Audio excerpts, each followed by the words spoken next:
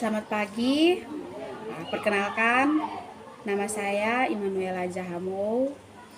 Saya CGP Angkatan 11 Kabupaten Alor, Provinsi Nusa Tenggara Timur. Saya mengajar di SMK Negeri 1 Kalabahi.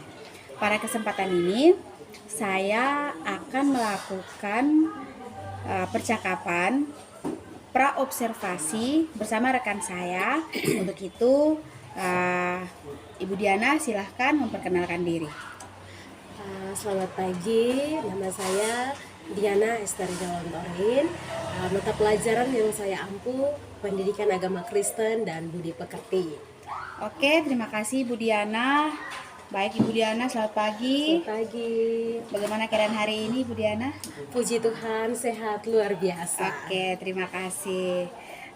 Terima kasih juga Ibu Diana untuk kesempatannya, untuk waktunya bersama-sama dengan saya. Kita melakukan percakapan praobservasi sebelum besok saya akan ke kelas untuk bersama-sama dengan Ibu Diana melakukan observasi di kelas. Terima kasih untuk waktunya ya Ibu Diana. Oke, baik. Yang pertama-tama yang mau saya tanyakan menyangkut dengan ketika besok di kelas, tujuan pembelajaran apa yang hendak Ibu mau capai di kelas? Karena besok itu kami akan belajar khusus tentang menjadi ciptaan baru, sehingga tujuan dari menjadi ciptaan baru itu peserta didik mereka diharapkan mampu untuk menganalisis cara Allah dalam membarui kehidupan keluarga Kristen. Dan juga peserta didik juga diharapkan untuk mampu mempresentasikan kajian mereka tentang kehidupan keluarga Kristen yang sudah dibaharui oleh Allah. Oke, baik. Berarti tujuan pembelajarannya seperti itu ya Ibu Diana. Iya. Kira-kira area pengembangan yang hendak dicapai itu di bagian mana Ibu? Untuk area pengembangan lebih fokus di pengetahuan mereka dan juga sikap dan karakter mereka. Oke, pengetahuan. Kalau di bagian pengetahuan itu tentang apa Ibu? Ditargetkan mereka harus lebih memahami tentang kehidupan baru serta proses Allah membarui kehidupan keluarga Kristen. Kalau di bagian sikap Ibu? Kalau sikap dia lebih seperti ketika mereka sudah memahami tentang kehidupan baru secara kekristenan, maka sikap apa yang mereka perlu lakukan dalam kehidupan mereka sehari-hari yang menunjukkan bahwa mereka telah diperbaharui. Ya. Baik Ibu. Berarti di sini ada pengetahuan dan juga ada sikap yang mereka dapat atau mereka temui, mereka alami setelah mereka menjadi ciptaan yang baru. Iya. Gitu ya Ibu? Iya. Oke, baik. Kira-kira dalam hal ini modul ajar yang sudah Ibu Guru siapkan, strategi apa yang dipakai? Contoh misalnya model pembelajaran apa yang Ibu pakai? Model pembelajaran yang saya pakai di kelas itu problem based learning. Oke. Metodenya Ibu? Metodenya ada diskusi, ada tanya jawab bersama peserta didik, dan juga ada presentasi. Kemudian selama pembelajaran ada juga dipersiapkan ice breaking supaya membuat suasana belajar semakin menyenangkan. Oke, baik Ibu. Berarti sudah siap besok ya Ibu ya untuk kita ada di kelas. Terima kasih banyak untuk waktu dan kesempatan saat ini, dan juga sampai berjumpa besok. Mudah-mudahan besok tidak ada halangan, kita dapat melakukan observasi di kelas dengan baik. Siap. Oke, terima kasih Ibu Diana. Sama-sama Ibu Selamat Ella. pagi. Selamat pagi. Demikian kegiatan percakapan praobservasi. Terima kasih. Selamat pagi. Ya. Siap. Salam. Shalom. Shalom. Apa kabar?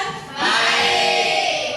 Baik aja tuh, baik banget. Baik banget. Betul. Betul. Ih, dan kamu baik, tapi kamu tidak ada senyum-senyum nih.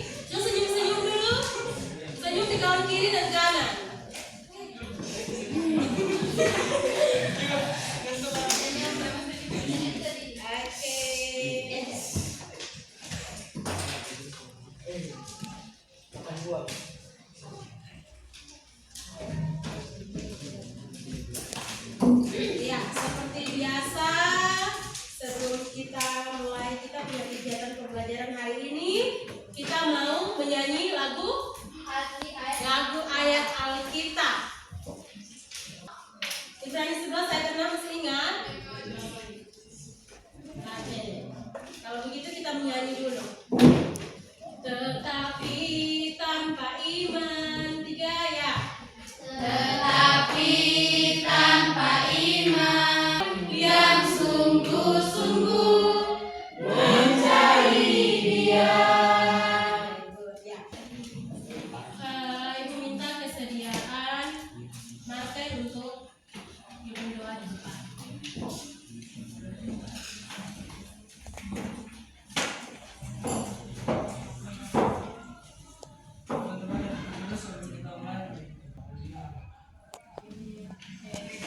Ibu absen dulu ya. Anissa Tugulau, Apriani Gegung, Tersia Pembuni. Materi baru kita ya, menjadi ciptaan baru. Sebelum kita masuk di tentang menjadi ciptaan baru nih, apakah di antara kalian sudah pernah mengalami yang namanya ciptaan baru, atau belum tahu sama sekali ciptaan baru itu apa? Manusia baru. Pernah tahu, pernah punya pengalaman dengan itu? Iya, sebelum kita masuk kita lihat dulu kita punya capaian pembelajaran untuk materi ini adalah meyakini Allah, membarui dan memulihkan keluarga Kristen. Kemudian tujuan pembelajarannya ya, kita harus mampu menganalisis cara Allah membarui keluarga Kristen. Kita punya capaian pembelajaran dan tujuan pembelajaran yang harus kita capai bersama dalam pembelajaran kita kali ini, yaitu menjadi ciptaan baru. Nah, seperti yang tadi Bu Guru ngomong di awal, ciptaan baru itu apa? Ya, silakan. Kita meninggalkan sifat kita yang lama, kita meninggalkan kita yang buruk, dan kita hidup baru dengan perbuatan yang baik, perbuatan yang lebih baik lagi dari perbuatan lama, karena kita sudah meninggalkan perbuatan lama juga, karena kita hidup di masa yang baru, hidup di hidup yang baru, dan kita sudah menjadi lebih baik, meninggalkan yang lama. Oke ya, jadi berdasarkan penjelasan dari Edina bahwa menjadi ciptaan baru itu kita kasih tinggal kita punya kelakuan yang lama, terus kita memperbaharui kelakuan kita menjadi kelakuan yang baru. Oke, good. Kita juga kali ini akan belajar tentang itu, dan Ibu harapkan setelah kita mempelajari hal ini, kehidupan kita bisa kita belajar bersama-sama untuk kita memperbaharui kita punya hidup. Nah, yang pertama, kalau kita menjadi ciptaan baru berarti kita mengalami yang namanya perubahan hidup yang luar biasa. Perubahan hidup yang luar biasa, tetapi bukan karena kita. Perubahan hidup yang luar biasa ini karena anugerah Tuhan. Nah, kita akan bersama-sama membahas ini. Jadi bukan saja Ibu yang memberi informasi kepada kalian tentang bagaimana kita menjadi ciptaan baru, atau bagaimana kita bisa bertobat dan beriman kepada Tuhan, kemudian kita hidup di dalam Roh, tapi kita akan sama-sama belajar, cari tahu. Kamu juga cari tahu dan Ibu juga belajar bersama-sama. Kita sama-sama belajar. Ya. Jadi untuk itu Ibu Guru akan bagi kalian di dalam diskusi kelompok. Boleh kita bentuk 3 kelompok. Itu 1, 2, 3 mulai dari dia. Ya, 1, 2. Oke, silakan kelompok 1 di sini, kelompok 2 di sini, kelompok 3 di sini. Langsung bentuk kelompok ya. Nah, karena kamu sudah duduk dalam kelompok, yang harus kita diskusikan bersama adalah keadaan manusia sebelum sampai sesudah mengalami pembaharuan. Sebelum manusia diperbaharui itu bagaimana? Setelah manusia diperbaharui itu bagaimana?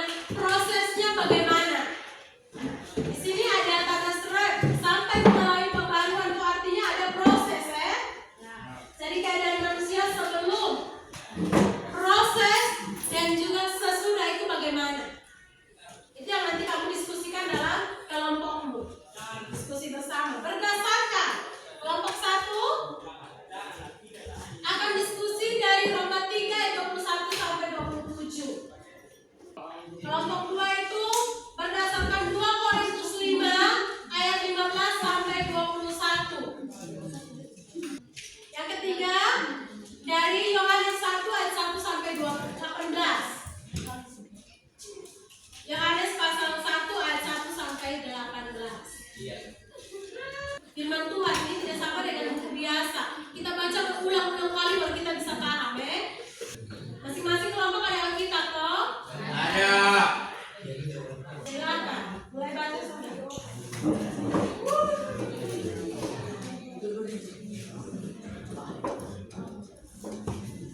Kamu baca, kemudian kamu temukan keadaan manusia sebelum sampai prosesnya dan juga sampai mengalami pembaharuan. Kelompok 1 sudah bisa mulai. Langsung aktivitas kelompok 2 dan 3 semua dihentikan dan kita menyimak ya. Karena dokumennya tidak sama dengan kita punya, jadi kita belajar dari mereka. Shalom. Selamat siang Ibu dan teman-teman semua. Nama saya Surata yang diberikan kepada kami satu untuk mempresentasikan tugas kami. Pada materi manusia. Dari kami mungkin ada pertanyaan yang diberikan oleh teman-teman dan guru yang dipersilakan.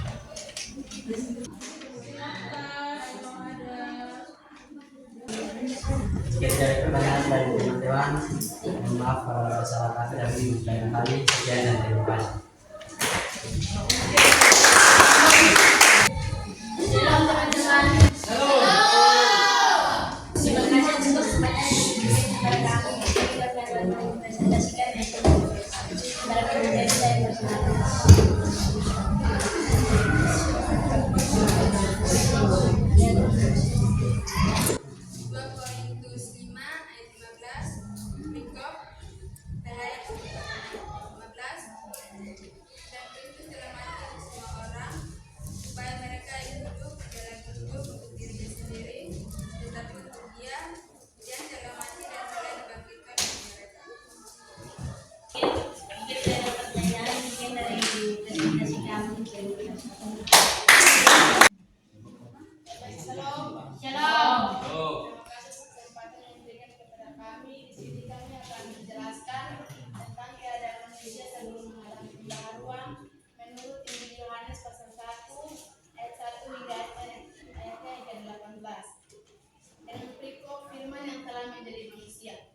Dari kepenuhan Kristus, kita semua telah menerima kasih karunia dan kasih karunia. Sekian dan terima kasih. Jika ada pertanyaan dan tanggapan dari teman-teman, kami silakan. Jika tidak ada, sekian dan terima kasih. Oke, terima kasih. Ya. Jadi dari ketiga kelompok kita sudah saling mempelajari. Tadi kelompok 1 omong, 2 dan 3 ada dengar. Kelompok 2 kira-kira alasan keadaan manusia sebelum mengalami pembaruan dari kelompok 1 jelaskan bagaimana? Bilang Allah tanpa Yesus. Ya, Bilang Allah. bilang marah tanpa Yesus. Begitu kelompok 3. Secara garis besar begitu. Oke, nah dari ketiga kelompok yang sudah kamu sampaikan, jawabannya tidak jauh-jauh berbeda. Bagaimana keadaan manusia sebelum mengalami pembaruan? Keadaan manusia sebelum mengalami pembaruan itu manusia hidup di dalam dosa dan telah kehilangan kemuliaan Allah. Itu tadi di Roma bilang begitu. Semua manusia telah berdosa dan telah kehilangan kemuliaan Allah. Bahkan kalau kita belajar dari perjanjian lama, itu manusia biasa tidak bisa bertemu langsung dengan Allah, baik melalui doa. Mereka harus melalui perantaraan orang imam-imam dari yang berada di mana? Baik Allah. Jadi kalau misalnya kita mau mengaku dosa, kita tidak bisa nih kayak sekarang berdoa sendiri, mengaku dosa sendiri, tidak bisa. Kita harus bawa korban persembahan, kita harus bawa pergi kepada orang-orang Lewi, imam Lewi, dan nanti mereka yang menyampaikan doa kita itu kepada Tuhan. Begitu panjang proses. Tetapi kita saat ini hidup di dalam kasih karunia. Tadi banyak sekali kata kasih karunia dari ketiga teks Alkitab yang kamu sudah sampaikan itu. Nah, prosesnya bagaimana nih? Setelah manusia kehilangan kemuliaan Allah, prosesnya bagaimana? Silakan sampaikan dari hasil diskusi kalian tadi. Prosesnya bagaimana? Sehingga manusia ini bisa diselamatkan. Bagaimana caranya manusia ini bisa kembali punya hubungan dengan baik dengan Tuhan? Karena kasih karunia Allah datang, tadi Yohanes bilang, Allah datang ke dunia untuk menyelamatkan orang-orang milik kepunyaannya. Tetapi yang sedih apa di situ? Yang sedih apa di Yohanes? Coba baca ayat 11. Yohanes 1 pasal 1 ayat 11. Ia datang kepada milik kepunyaannya, tetapi kepunyaannya itu tidak menerima. Di dalam proses penyelamatan, Yesus ini datang ke dunia kepada milik kepunyaannya, kepada manusia ciptaannya, kepada kita semua. Tetapi sayangnya di situ adalah ketika Yesus datang untuk karya penyelamatannya, manusia yang mau dia selamatkan itu tidak menerima dia. Yesus mengalami itu. Yesus ditolak sendiri oleh orang-orang yang mau dia selamatkan. Bahkan dia disalibkan pula dalam proses penyelamatan itu. Tetapi manusia itu bisa membatalkan Tuhan punya karya penyelamatan atau tidak? Tidak. Tadi kan manusia tidak menerima Tuhan, toh? Tidak menerima, toh? Nah, itu membatalkan Tuhan punya karya penyelamatan atau tidak? Karya penyelamatan itu batal atau tidak? Itu tidak membatalkan karya penyelamatan. Itulah makanya manusia ini, saya dan kamu ini, kita semua ini diselamatkan karena kasih karunia di dalam iman percaya kita kepada Tuhan. Ini poin penting, harus kita ingat baik-baik. Kita sebagai umat Tuhan ini, umat Kristen ini, kita bukan diselamatkan karena perbuatan kita. Perbuatan kita itu tidak mempengaruhi karena keselamatan yang Allah mau kasih ke kita. Sekalipun manusia tidak menerimanya, sekalipun manusia tidak mengenalnya, karya keselamatan itu tetap Allah lakukan. Allah tetap mati di kayu salib. Allah tetap bangkit. Allah tetap menebus dosa. Sehingga manusia itu diselamatkan. Jadi itu keadaan sebelum proses. Sekarang bagaimana setelah manusia diselamatkan? Coba 2 Korintus tadi ada tuh. Karena adanya karya penyelamatan yang telah dilakukan oleh Allah,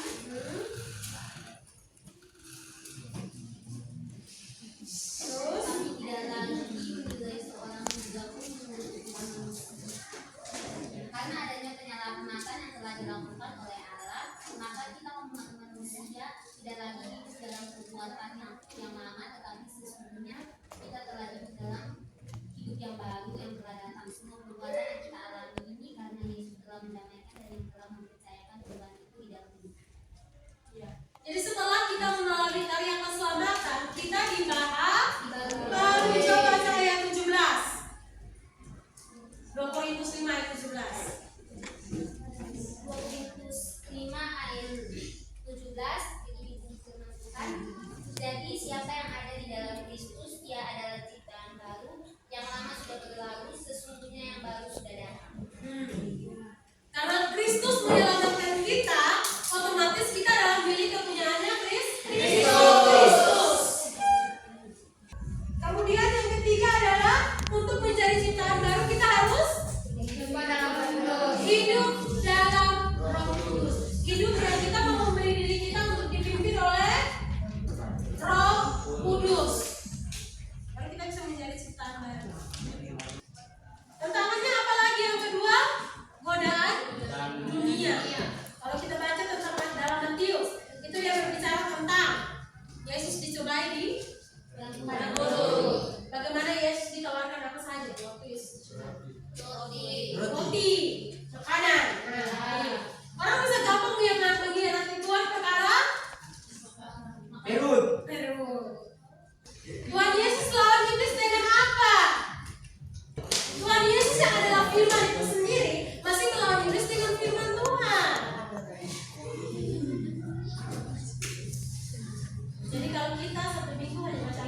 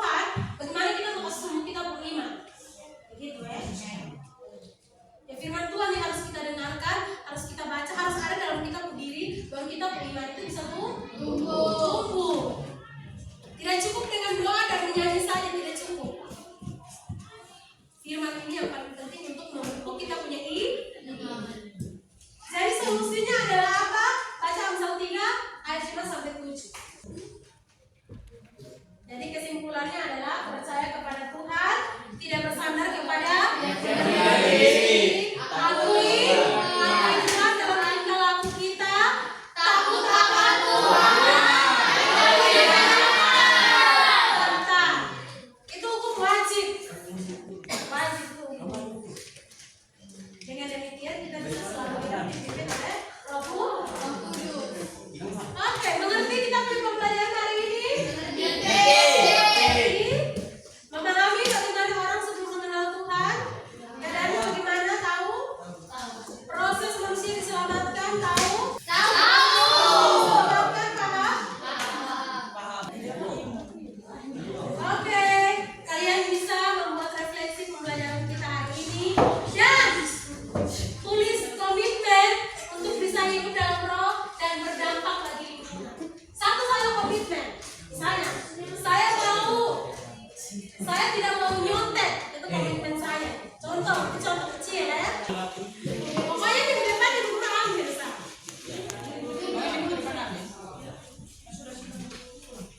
Oke, sekian pertemuan kita ini. Email berdoa untuk kita. Dari teman-teman semua sebelum kita pulang, mari kita berdoa kepada Tuhan. Nama Tuhan Yesus dan nama Yesus dan kita berdoa haleluya. Oke, terima kasih. Nanti bunyi pada. Selamat siang, perkenalkan nama saya Immanuela Jahamou. Saya CGP Angkatan 11 dari Kabupaten Alor, Nusa Tenggara Timur. Saya mengajar di SMK Negeri 1 Kalabahi. Saat ini saya bersama-sama dengan Ibu PP saya, Ibu Altin Baba, dan juga guru yang saya observasi, Ibu Diana Lontoya.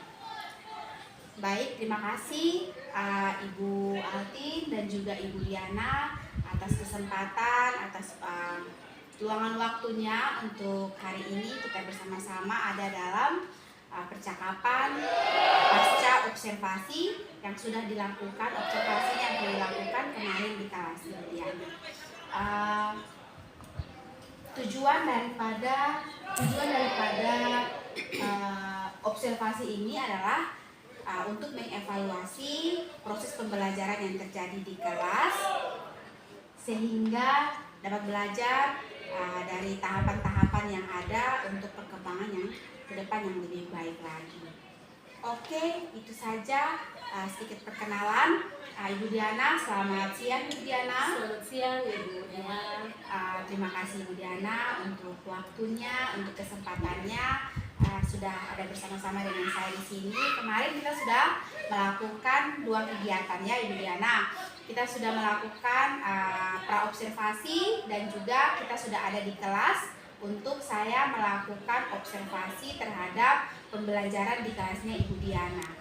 Saya mengucapkan terima kasih untuk itu Ibu Diana, dan berdasarkan apa yang sudah saya observasi kemarin di kelas bahwa Ibu Diana luar biasa, Ibu Diana di kelasnya luar biasa sekali.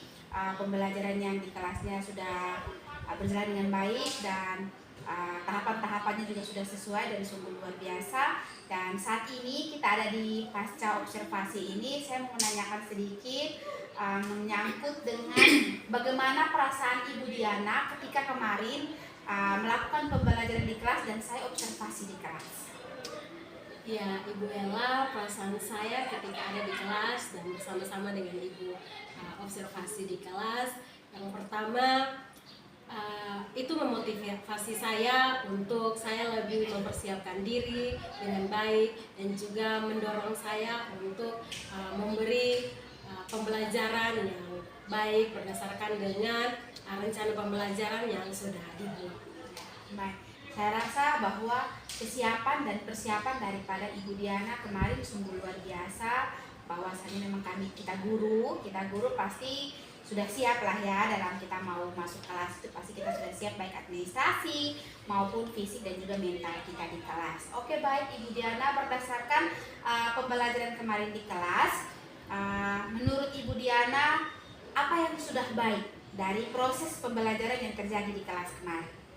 Menurut saya yang sudah baik dari proses pembelajaran adalah berjalannya diskusi. Anak-anak bisa berdiskusi dengan baik dan mereka bisa mempresentasikan hasil diskusi dengan baik. Saya pikir itu proses yang sangat baik untuk menunjang pemahaman mereka tentang materi yang kami pelajari di kelas. Oke, baik Ibu Diana. Terus kira-kira apa yang perlu diperbaiki, apa yang perlu dibenahi lagi? Menurut saya yang perlu diperbaiki dan dibenahi adalah dalam hal waktu. Terkadang kalau sudah asik di kelas, waktu berjalan tanpa diperhatikan, sehingga kemarin hampir terlewat bagian refleksi dengan anak-anak, tetapi masih diingat dan anak-anak bisa melakukan refleksi walaupun mereka sambung refleksinya di rumah, kemudian mereka mengumpulkan. Oh iya, Jadi baik. saya pikir itu yang harus dibenahi ke depan. Berarti tindak lanjut kalau untuk kedepannya mungkin ke depan ke pembelajaran yang akan datang itu lebih diperhatikan bagian waktunya ya Ibu ya. Oke, untuk kemarin pas di bagian refleksi itu memang ada apa? Waktu sudah sedikit, sudah mepet sehingga refleksinya mereka refleksi di rumah gitu ya Bu Iya. Diana. Oke, berarti nanti kedepannya mungkin waktunya harus lebih diperhatikan ya. Oke, terima kasih Bu Diana. Demikian percakapan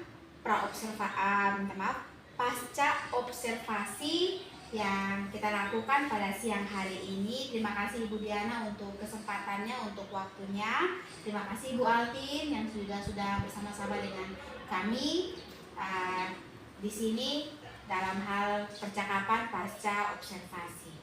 Selamat siang. Selamat siang. Oke, baik, terima kasih. Demikian percakapan pasca observasi CGP Angkatan 11 Kabupaten Alor, Nusa Tenggara Timur. Selamat siang.